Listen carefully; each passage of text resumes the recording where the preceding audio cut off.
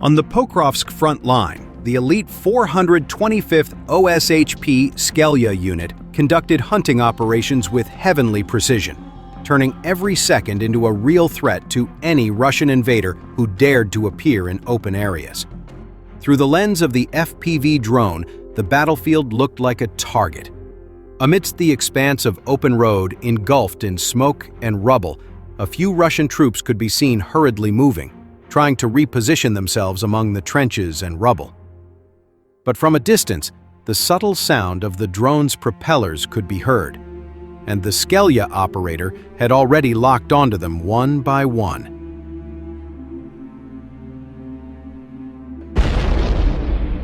From the field command post, with calm hand control and a sharp eye, the pilot directed the high-speed FPV drone to glide low over the ground.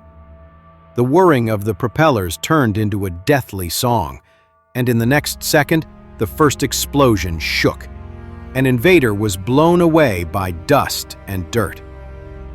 Others attempted to take cover behind charred trees, but a second drone followed mercilessly, crashing right into them.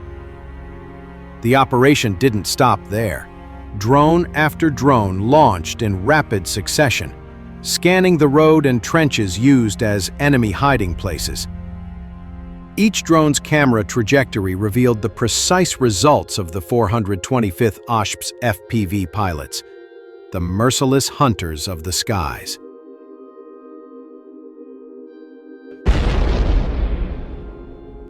When the dust settled, the enemy infantry positions on the Pokrovsk front line had been destroyed, and what had once been an enemy patrol route had now become a field of death.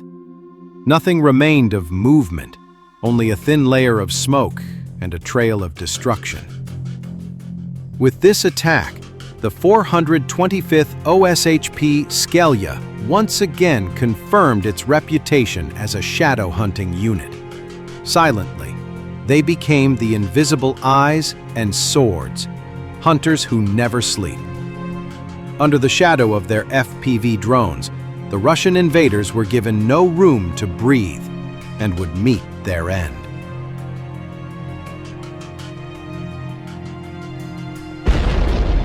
At the same time, there is important news from the Lyman direction, where Luhansk and Donetsk oblasts meet.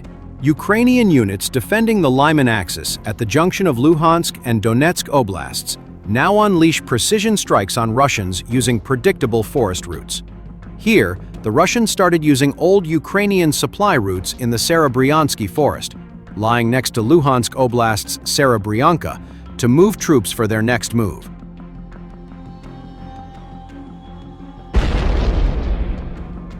As Ukrainians held these positions for months, their drone operators knew exactly where to strike, tracking all their movements and unleashing devastating fire on the enemy front line and forces moving into position.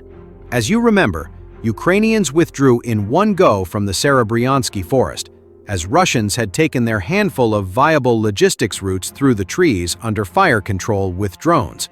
However, this gave Ukrainians the brilliant idea and opportunity to turn the tables around on the Russians, as they knew exactly which paths were viable and where the Russians would be moving.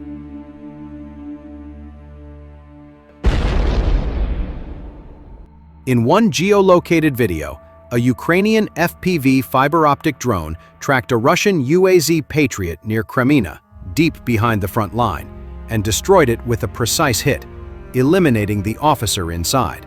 A second drone confirmed the kill, showcasing how the layered Ukrainian drone operation works. In another case, soldiers of the 63rd Brigade tracked the movement of supply trucks instead, following them to a camouflaged Russian drone control point hidden in the forest. A strike destroyed not only the position, but also the Russian drone operators inside, as well as their nearby ammunition depot.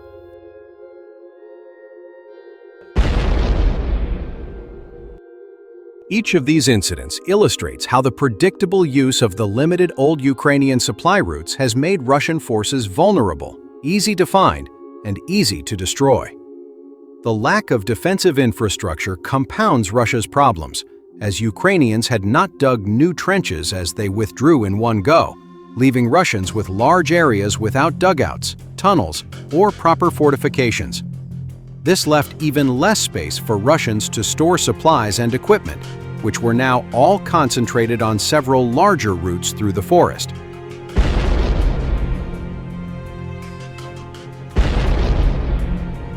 Russian troops moving in now must make do with foxholes and improvised shelters, which offer little protection against artillery and none against drones attacking from above. In one video, overcrowding forced Russian soldiers to leave their weapons and ammunition outside a dugout. A Ukrainian drone operator spotted the stash and, with only 4 munitions dropped, destroyed the dugout and its armaments in a clean strike. Poor sheltering options, combined with limited space, turn each Russian attempt to consolidate positions into a fresh disaster.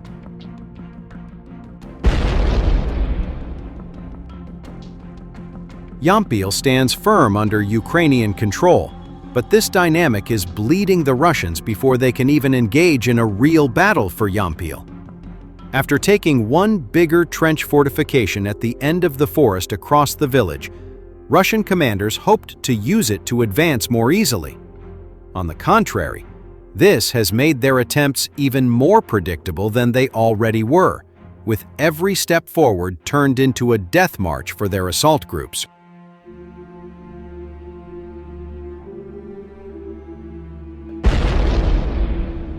A video from Ukraine's 81st Air Mobile Brigade shows 2 surviving Russians, the last of an assault group, who briefly hid in a basement after their comrades were eliminated on the approach. Ukrainian drone operators targeted their hideout, forcing them into the open, where Ukrainian infantry shot them down on an open road like at a shooting range.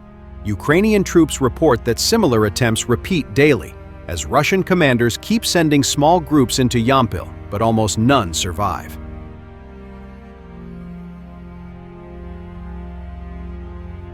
Ukrainian drone surveillance monitors every movement, destroying infiltrators before they gather strength, which buys critical time for the defense of the settlement. Ukrainian fighters highlight that without the drones, their overstretched defenses would be under far greater pressure. Instead, Yampil remains under Ukrainian control, with Russian assaults collapsing before they can establish any foothold. Overall, by abandoning the forest in one go instead of in a drawn-out battle while on the back foot, the Ukrainians forced Russia into using the very routes that once threatened them, turning what was once a liability into an advantage.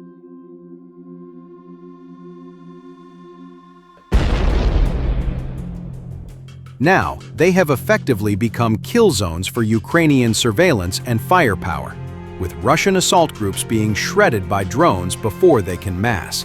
The Serebryansky forest has turned into a trap and is currently far from being Russia's staging ground for deeper breakthroughs. Meanwhile, the settlement of Yampil is being held firm by Ukrainians and remains a stronghold that makes every Russian step a costly one. In our regular frontline report, we pair up with the military blogger reporting from Ukraine to keep you informed about what is happening on the battlefield in the Russo